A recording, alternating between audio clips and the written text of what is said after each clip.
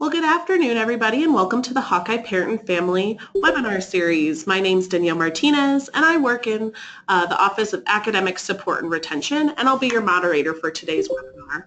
If you're unfamiliar about our webinars, they're hosted on the first Friday of each month from noon to 1, and we hope that each of them provides you with up-to-date information that may apply to your student's transition to the University of Iowa. We know that parents and family members play such a vital role in student success, and we hope these webinars provide a platform for us to provide you with resources that support you and your student success. If you can't attend every live webinar, we do record them, and so and we post them later. So for information on future topics or to sign up for webinars, go ahead and visit us at parents.uiowa.edu and select the resources tab. So each webinar is just a short presentation, and then we'll have a question and answer portion where you can get your questions answered by our campus experts. So today's webinar is Paying for Next Year, the new financial aid process. And I know it might seem a bit early to already be thinking about how to pay for next year when we're just in the middle of our fall semester, but there has been many changes to the federal financial aid process, so we wanted to make sure to provide you all with information about the new process in a timely fashion. We're really lucky to have one of my favorite people on campus with us today, Cindy Cipher. So Cindy is this Senior Associate Director of the Office of Student Employment and the Office of Student Financial Aid. She is one of the most knowledgeable and caring individuals I have ever met, and we are so lucky that she is willing to come in and walk us through what can be sometimes a really complex process. So without further ado, we'll take it to Cindy. Thank you, Danielle. I'm really looking forward to talking with you today and walking through the process for applying for financial aid and just going over some other pieces regarding the importance of meeting deadlines, the verification process, and also helping you gain an understanding of how important it is to help your students succeed through having an understanding of finances, scholarship options, things like that. So the first thing we're going to go over is understanding costs and how that can play a role in your student success. It's important for you to think about the fact that finances can cause anxiety for your student. If your student is worried about their U-bill, they're not going to be able to put their time and efforts to academics the way that we want them to. So we want to help your student start off the year right by having their finances in order so that that first week of classes they can get their books and they can start off right in the classroom. One of the things that's really important for your student to do before the school year starts is to develop a budget. That way the student is able to develop the skills of how to learn to live within that budget. Now, one of the things that can certainly help your student with that budget is getting a student job. And sometimes parents are reluctant to have their students work, particularly during their first semester. But our research has shown that actually working helps your student succeed on campus. Working helps your student increase their financial resources. It improves their connection to campus, improves their time management and organizational skills. Our retention rate, students who return to campus the next semester or the next academic year, are improved when you compare our workers to our non-workers. We retain those students at a rate about 7% higher than non-workers. Our graduation rates are higher both for 4 years and 6-year rates. And the student's GPA does not suffer. Students who are working an average of 1 to 15 hours a week, their GPA is generally higher than their non-working peers. So we would really encourage your student to think about getting a job. And later in today's webinar, we're going to talk about how they can do that. The other thing that's important for you to realize is that there are late fees that occur if a student does not pay the bill on time. So making sure that the minimum payment is paid on time will eliminate the late fees, and more importantly, getting the bill paid will allow the student to register for the next semester. We have early registration coming up November 7th through 18th for the spring semester, and it's important that your student's U-bill is paid at that point so that they are able to register during their registration time. So the steps for success. The first one is to file your FAFSA. Now, as Danielle said, it's a little odd to be talking about filing your FAFSA right now. For those of you who've had other students enrolled, it has always been January 1st. And the government decided that they wanted to move that process up, and there are a couple of really positive reasons for that. We anticipate that we will be able to get awards out to students faster, and in getting those awards out to the student faster, the student will have an earlier idea of the resources that they have going into the fall semester, whether they need to look for other resources like a student job or look into other loans. And so we're going to go over how to file your FAFSA and how to make sure that you're doing that early enough to be considered for the most aid possible. One of the things that you want to do is to work with the Student Financial Aid Office. So if, as you're starting your FAFSA, you have any questions about the process, you can easily get in touch with us, and later in the presentation we're going to have a slide that will give contact information to you. So you can reach us by phone, you can send us an email, or your son or daughter could certainly just stop into the office with questions. We also encourage your student to meet with our financial literacy services staff. That staff is well versed in helping your student develop a budget and better understand their loans. We want to certainly encourage students to understand that their college is an investment in themselves, and some of them may need to take out some loans in order to make that investment and education possible. But we want to help the student minimize that loan indebtedness whenever possible, and to have a clear understanding of what those loans are going to mean for them in terms of repayment after they leave the university. So in our contact slide at the end of the presentation, we'll also have information about contacting the financial literacy service staff and setting up a meeting. I had talked about the importance of finding a job, and your student can utilize a system on campus called Hire a Hawk to locate a student job. And that system is important in that that is the same system that's going to be used to post internships and full-time professional positions. So when a student develops an understanding and comfort level with the Hire a Hawk system now, it just puts them in the best position possible when they are ready for that next step of finding the internship or their full-time job. And there are staff available in the Student Employment Office and the Career Center to help your student if they're having any difficulty in using the system or in finding a student job. So the first thing that you're going to need to have in order to file your FAFSA is an FSA ID.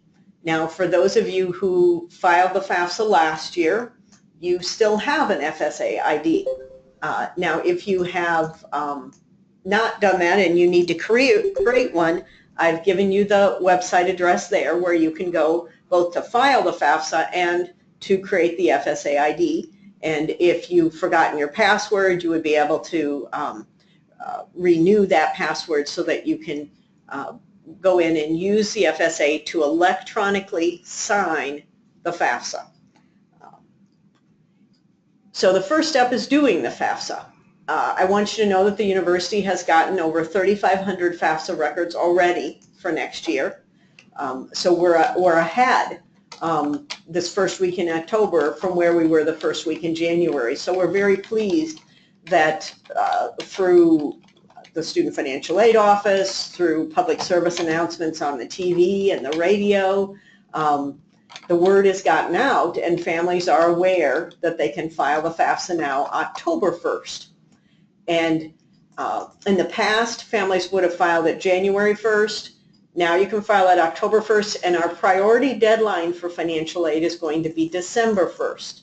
So if your student wants to be considered for need-based grants or scholarships other than the Pell Grant, they need to be sure to have the FAFSA in by December 1st, and it needs to be a good FAFSA. By that I mean that you have submitted the FSA ID so that it's signed electronically.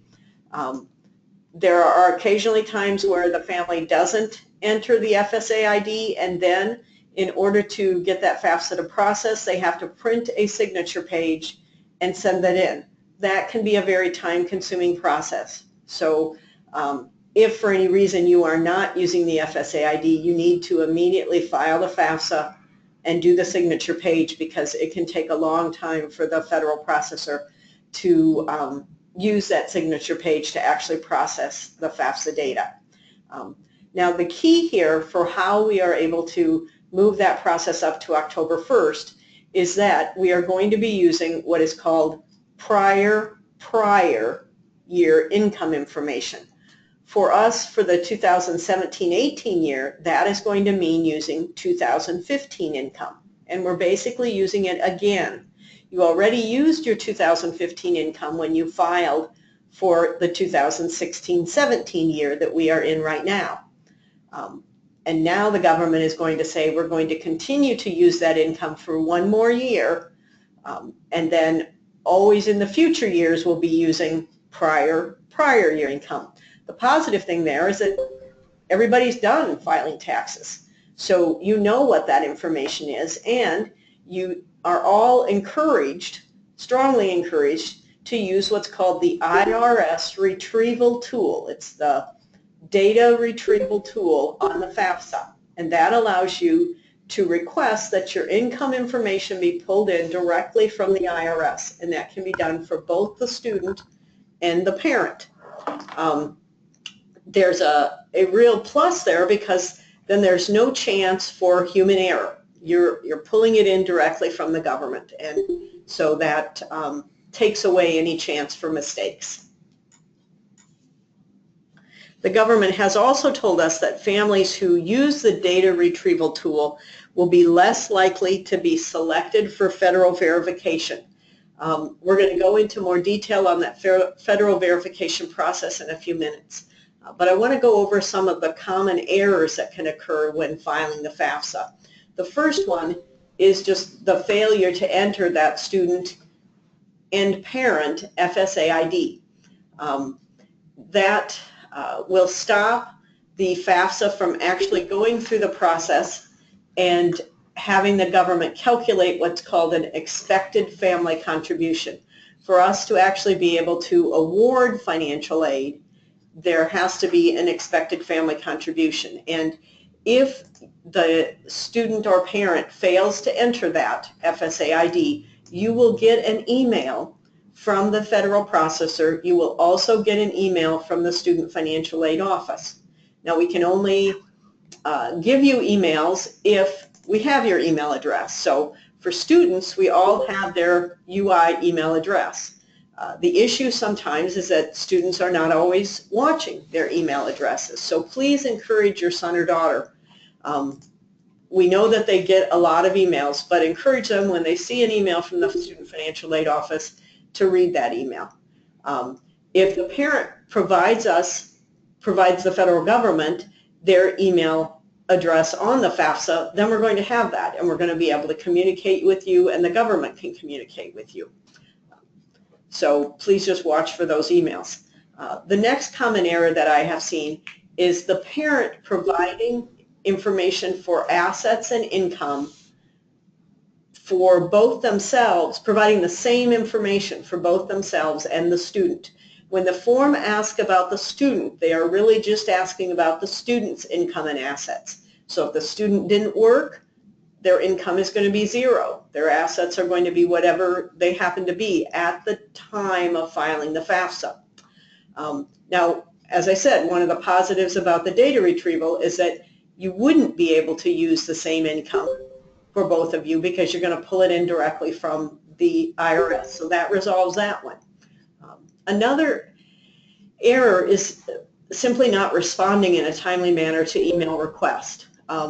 The office is going to, I hate to say constantly, but in some ways that is what's going to happen. We're going to remind you fairly regularly if you are missing something from your financial aid record. So when you file the FAFSA, there will be, or can be, errors that are identified by the federal processor that would stop the FAFSA from going through.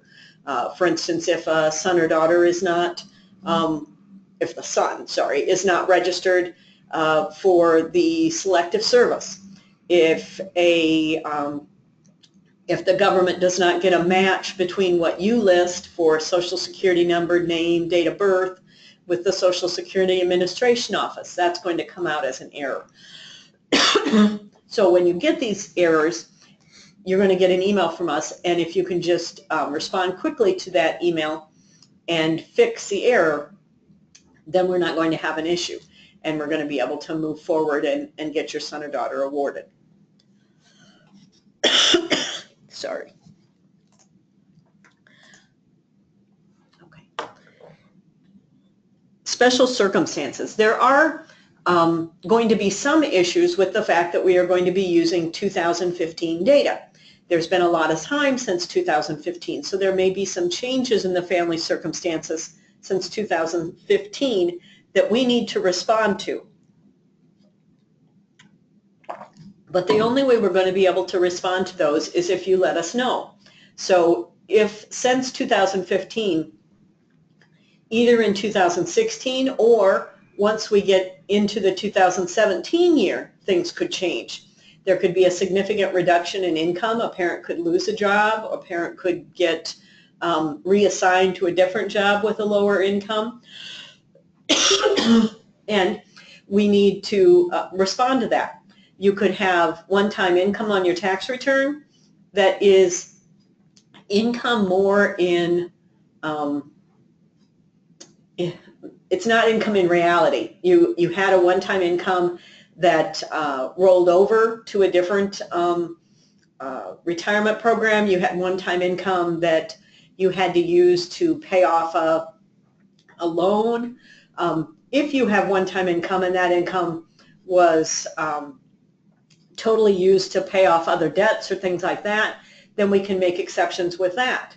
If you had very high medical or dental expenses, if there's been the marriage of a student or divorce of parents, or in the unfortunate circumstance of the death of a parent.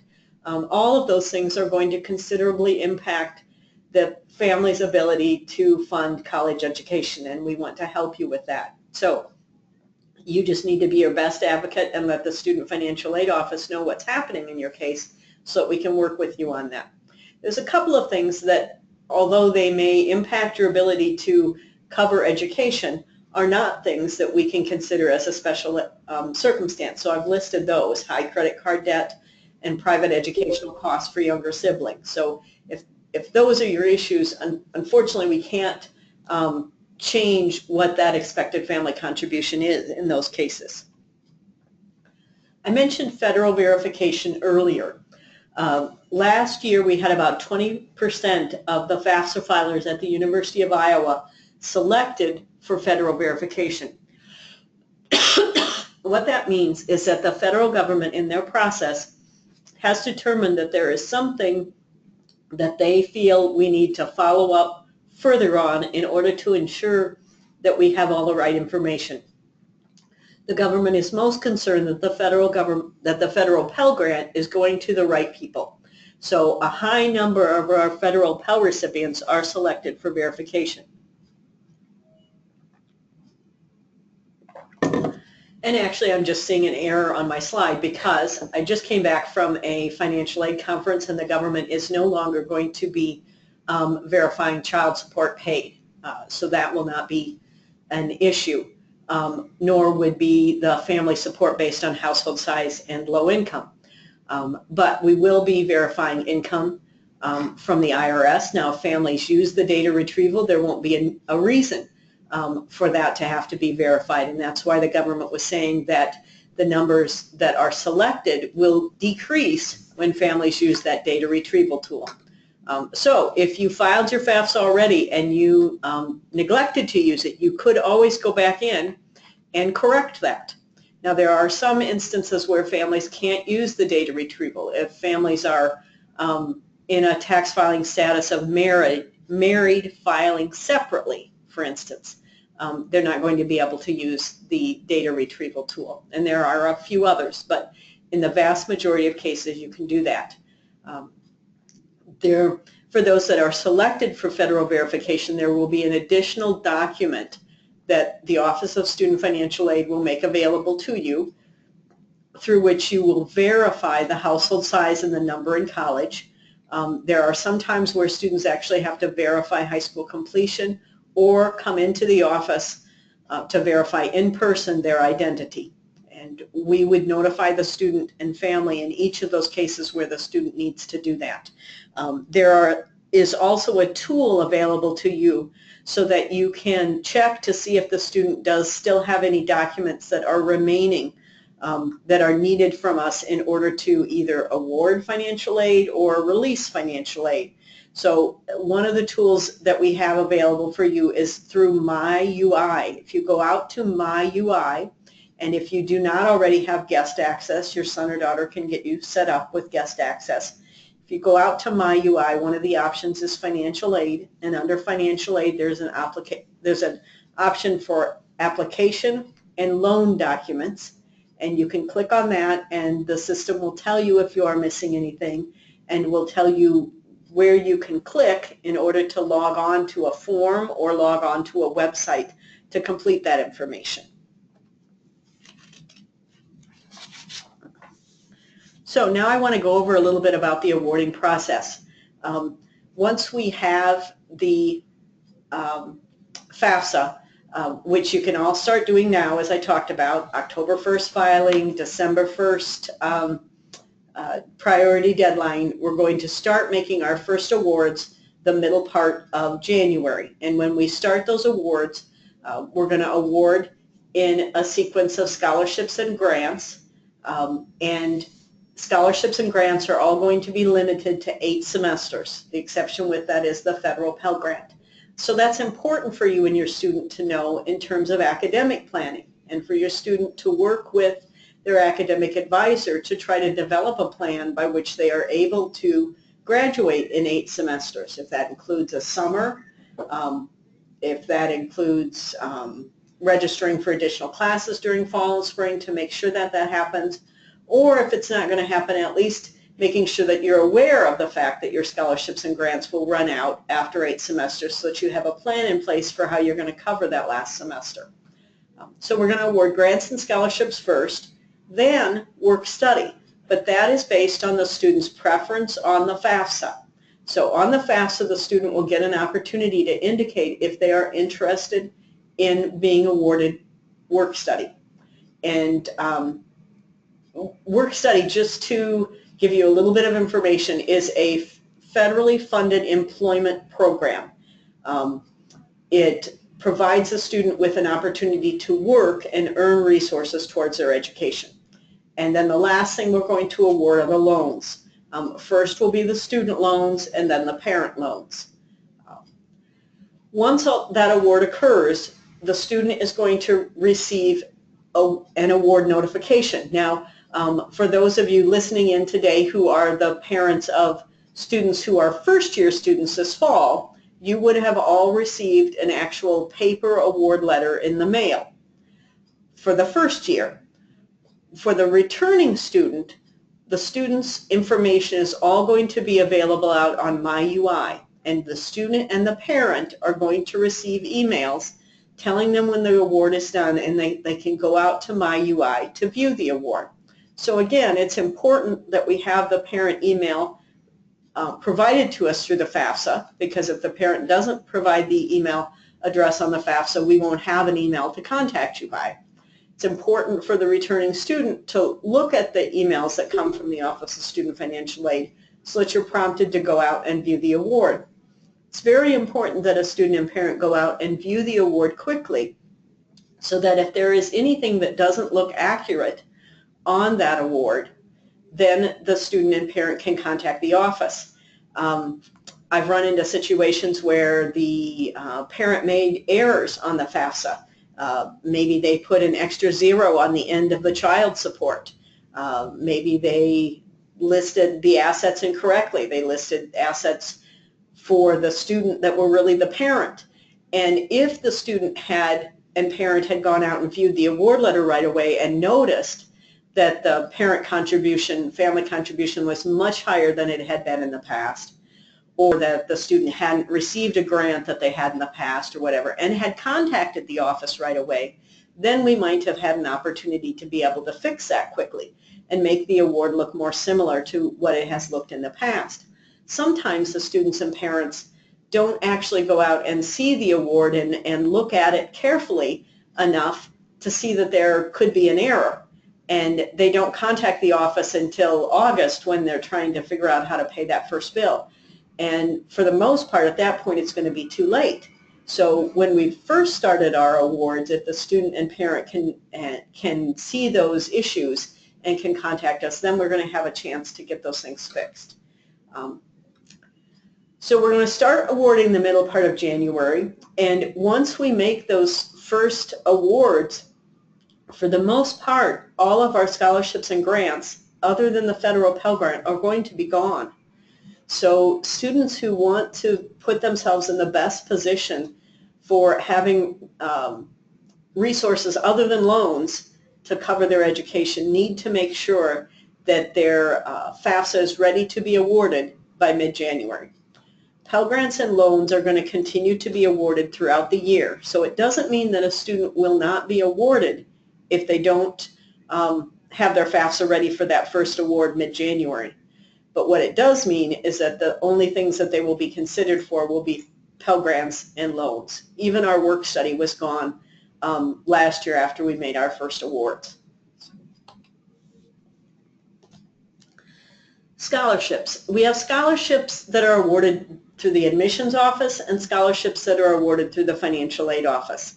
The scholarships that are awarded through admissions are awarded at the point of admission. So when your son or daughter was first being admitted to the university, they were notified if they were going to be receiving things like a National Scholars Award, which is for a non-resident, or an Iowa Scholars Award, which is for an Iowa resident, or an Iowa Heritage Award, which is for a student who's had a parent or grandparent graduate from the university. I've provided the website address there for the admissions office, and you can go out and review that information and also review the GPA that is needed in order for that award to be renewed each year. Some of the scholarships will require only a 2.0 to be renewed. Some of the scholarships will require a 3.0. So it's important for your son or daughter to know what the GPA is that's going to be required so that they can set that as a goal. Certainly, we always want them to do just the best that they can do, not the GPA that they need in order to get by. But it helps provide them with a goal when they know what that GPA is. And then there are a variety of academic support tools, resources available to them on campus. Academic Support and Retention, which sponsors this webinar, provides a number of resources on the Tutor Iowa page. So if your son or daughter is struggling, they should go to that website. They should talk with their faculty and instructors. If they're not struggling but want to make sure they get an A instead of a B, they can go to those resources as well. So the scholarships that are awarded through the Student Financial Aid Office are awarded based on students receiving the FAFSA by that December 1st deadline, awarded to students who continue to demonstrate financial need, and are awarded to students who have a 3.0 GPA.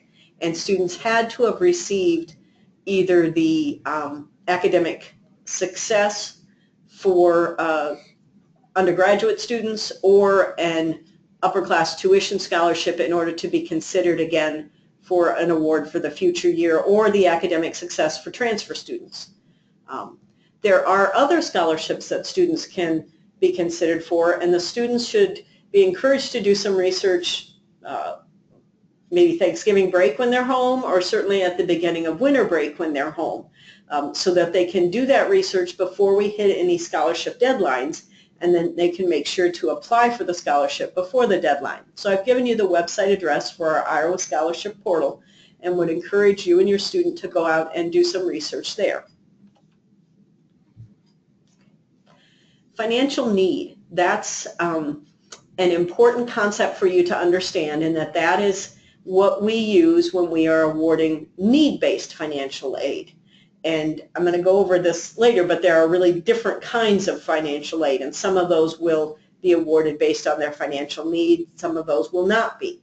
So the first place for us to start when we're determining the financial need is looking into that expected family contribution. That contribution is what is determined by the FAFSA. The expected family contribution is split by the number in college. So some years we have a student who their first year they don't demonstrate as much financial need because there's only one in college, but then their second year they have a sibling in college, and then they do demonstrate more financial need, or it can go the other way. The first year they had a sibling who was enrolled, and then they graduated, and the next year it's just that student enrolled, and that expected family contribution could go higher. The University of Iowa determines the cost of attendance, and we have separate costs of attendance for students who are living on and off campus. We are working diligently right now to calculate our cost of attendance for next year, 17-18, so that we can get ready to make those awards here in January. But we are not finalized with that yet. You can certainly, if you want to, for comparison's sake or for a foundation's sake, go out and look at what we have for 16-17 cost right now. That might be particularly helpful for you if your son or daughter is living on campus right now and is thinking about moving off campus next academic year. So then we start with that cost of attendance, which is the same really for all students within categories. So every non-resident who is living off campus is going to have the same cost. Every resident who's living on campus is going to have the same cost. And we're going to subtract from that the expected family contribution. So that's the piece that varies student to student, and then we're going to come up with the financial need. The eligibility for some of our grants, scholarships, and loans will be based on the financial need. But then there are also loans where the eligibility is simply based on that cost of attendance. The cost of attendance minus the other financial aid would give us the remaining eligibility for those loans. Okay. So now I want to talk a little bit about the cost. You can see when you look at this that there isn't a vast difference between the cost for on and off campus students. The difference comes in how those costs are determined. So the housing and meals may be more for a student living on campus versus off campus, but then the personal expenses will vary based on that on and off campus status as well. There are also some variations within the meal plans and the housing plans for students on campus. So it's important when your son or daughter is going to make a selection for next academic year to be aware of what the housing costs actually are, since we're going to, if your student's living in the residence halls right now, we have used that $10,108 as our base. Now, if your student has selected to live in a single room with a bath, that cost for housing is going to be considerably higher than what we are actually using in our cost of attendance. If your student is living in a triple, their cost might actually be lower than what we're using. So it's important for the student when they are making decisions about loan eligibility, for instance, to use what their actual figures are, not what our estimates are, and that would apply whether they are on or off campus. Because again, with the loans, we want to encourage your student to minimize the loans as much as possible. So look at what their real costs are as opposed to our estimates there. Minimizing cost. That's something that I think is extremely important for all of us to think about and think about ways that that can happen.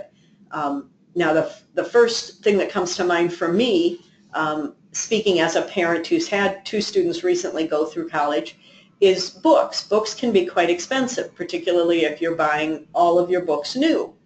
And so I would encourage your students to look at either buying used books or renting them. There are a number of places where students can rent books. They can rent books occasionally through the University of Iowa bookstore. My own students have rented their books through a site called Chegg, CHEGG.com, and I receive no kickback, I want you to know. Students will rent their books from Amazon. There's just a variety of websites out there.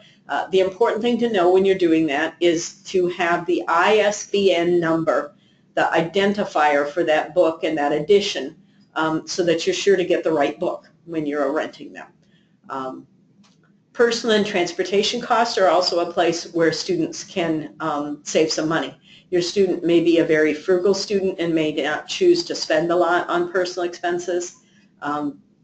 It's also important to realize that those are costs that can easily be covered through student employment, whether that's student employment during the summer and then the student saves that money for the academic year, or student employment during the academic year. The best way to reduce your loan indebtedness is to start with what you need to cover for tuition and fees and your housing and meals, and then subtract your grants and scholarships, and what's left is what you are going to potentially need to look at for loans, or either loans minus what you can get through student employment. But don't consider borrowing a loan that will cover your personal and transportation also. Aid disbursement. We talked about the fact that there could be some things that will slow down the award process. Those could be errors on your FAFSA. But then there's the process of federal verification. That does not slow down a student getting awarded. The student's still going to be awarded even if they were selected for federal verification. But this status will halt the release of the financial aid.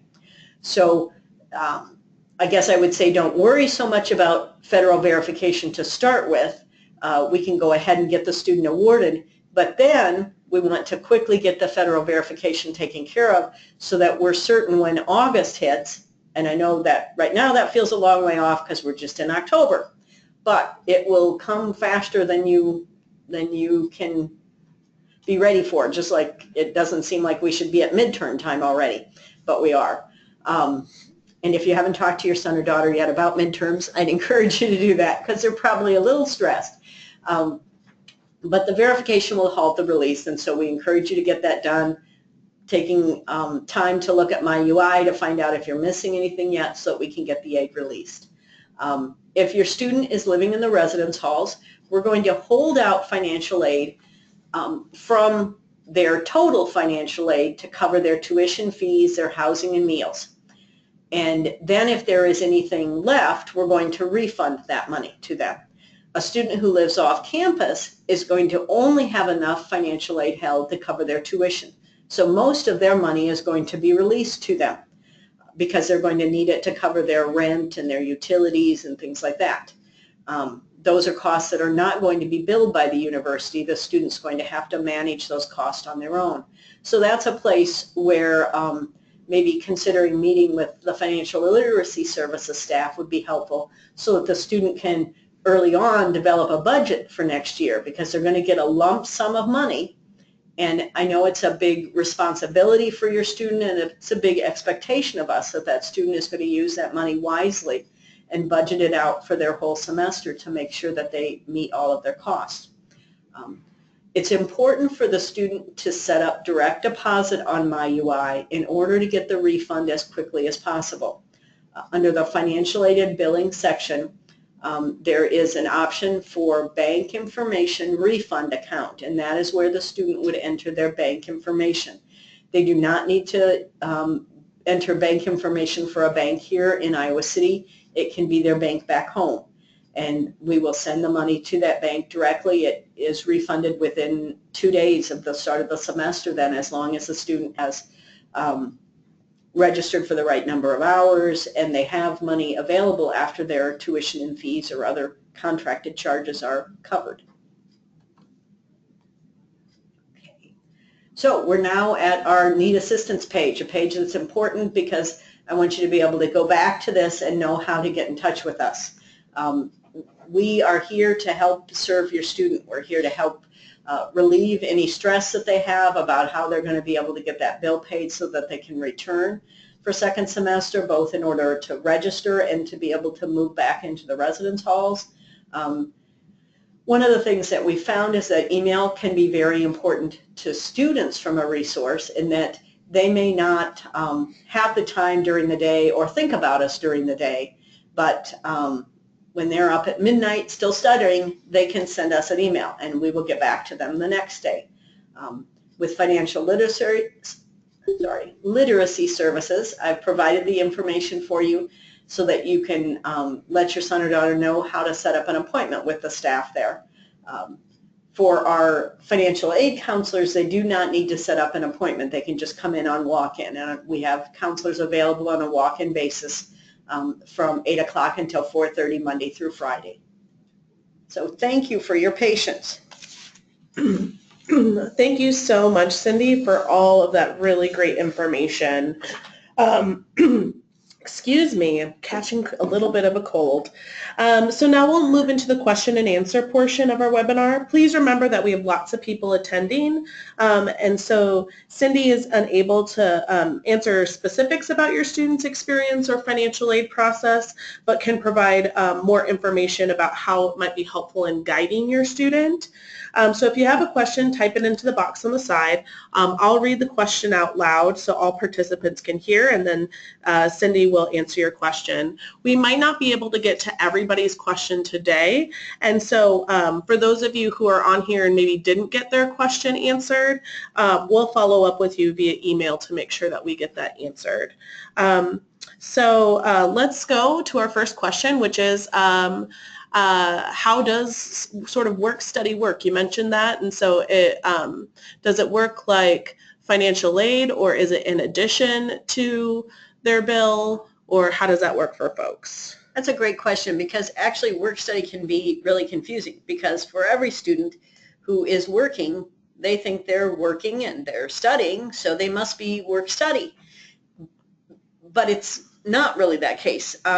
Work-study is a federal financial aid program, and it is an employment program, but we also have other employment programs on campus. We have probably 1,000 students that work each year under the work-study program, and we probably have around 6,000 more who are working just under part-time employment. The issue with work-study is that the government's paying half of the wage and the department pays the other half of the wage. Because it is an employment program, the student is going to get paid every 2 weeks to their own bank account. This money does not go on to their U-bill, and that is why for many students they're using that work-study support, the work-study earnings, to cover personal and transportation, because it's going to them directly. So every 2 weeks, for the hours that they work during that time period, they're going to get paid. Now, students who are entering students, first-year students, they are going to get an award of up to $3,500. Students who are returning students are going to get an award for up to $5,000. But they're only going to receive that if they work enough hours to get paid that amount. So that's why it is important to get a job early on, to figure out with your pay rate how much you're going to need to work in order to earn that money. And then also to talk with your employer about, if I earn my $3,500, for instance, will the employer, maybe they've earned that in March, will the employer just continue to pay them through May, but then the employer pays 100% of the wage? They don't get any more work-study support for that wage. So we do have another question about work-study. So if a student asks for work-study or is awarded it, does that reduce the other aid that they receive? That's a good question as well. Work-study is need-based, so yes, there are times when it can reduce the eligibility for other financial aid. It won't reduce the eligibility for scholarships and grants, because those are awarded first, then work-study. But it could reduce the eligibility for need-based loans. So there are, in fact, times where students don't choose work study. They take what's called the subsidized loan. We didn't go into the differences in the loans, but one of the loans is subsidized. It is based on need, and then there is no interest that accrues while the student's in school. And work study could reduce the student's eligibility for that subsidized loan. So sometimes the student will choose not to work study, but to just have a regular part-time job and get the maximum that they can get in the subsidized loan. Great, that's great. We have a question about FAFSA IDs, and I actually had this just the other day. Do FAFSA IDs ever expire? So someone has one from about 10 years ago. I know that I had one from about 12 years ago, and so I was trying to log in and figure out how that worked. The FAFSA ID does expire every 18 months is what the government is doing at this point. So if that happens, you can go in and you can reset your FAFSA ID. So it doesn't mean that you can't get it working again, but your old password isn't going to work. Great. So if a student is receiving a merit-based scholarship such as Old Gold, when and where can they enter their GPA to make sure that that scholarship is renewed? They will not need to enter their GPA anywhere. The university will check it. So the university will be checking for the Old Gold. It will require a 3.0 GPA. So, and we will be checking at the end of the spring semester. So as long as the student has achieved a UI GPA of 3.0 by the end of the spring semester, they would be fine for that scholarship. I want to add one more thing there in that all of the scholarships are going to be renewed. All of the admission scholarships are going to be renewed for the spring semester with the assumption that the student is going to earn that required GPA. So we're not going to worry about the fall. We're going to assume that by the end of the spring you're going to be where you need to be, and at the end of the spring we're going to check that GPA to make sure that the student is. And if the student isn't, then we would take that award away and readjust the financial aid. So that Old Gold is going to be there in January when, or any of the other admissions awarded scholarships, National Scholars, Iowa Scholars, any of those are going to be there, and they're going to be taken into consideration when we award other need-based financial aid. The one scholarship that we are going to look at the fall GPA for would be our upper class tuition scholarship or our academic success scholarships for first-year students or for transfer. In those cases, the student is going to have the UI GPA of 3.0 at the end of fall. So for a first-year student, that means they only have the one semester in which to have that 3.0. And if they have that, then it's going to be renewed. If they don't have that at that time, it's not going to be automatically renewed. The student could contact the office if they have that GPA, the required 3.0 GPA, at the end of spring to see if there's a chance that it can still be reinstated. So that looks like that's all the questions that folks have today. And just as a reminder, all of our webinars are posted online at uc.uiowa.edu/family-resources, or you can always go to parents.uiowa.edu and click under resources. If you have additional questions, they can always be sent to our office at UC, which stands for University College, -retention@uiowa.edu, and a university staff member will respond. So please join us for next month's webinar, which will be talking about mental health and student disability resources, which will be on Friday, November 4th from noon to 1. It's hosted by the Dean of Students Office, Student Disability Services, and University Counseling Services. So thanks very much for joining us today on this Black and Gold Friday. On Iowa, go Hawks!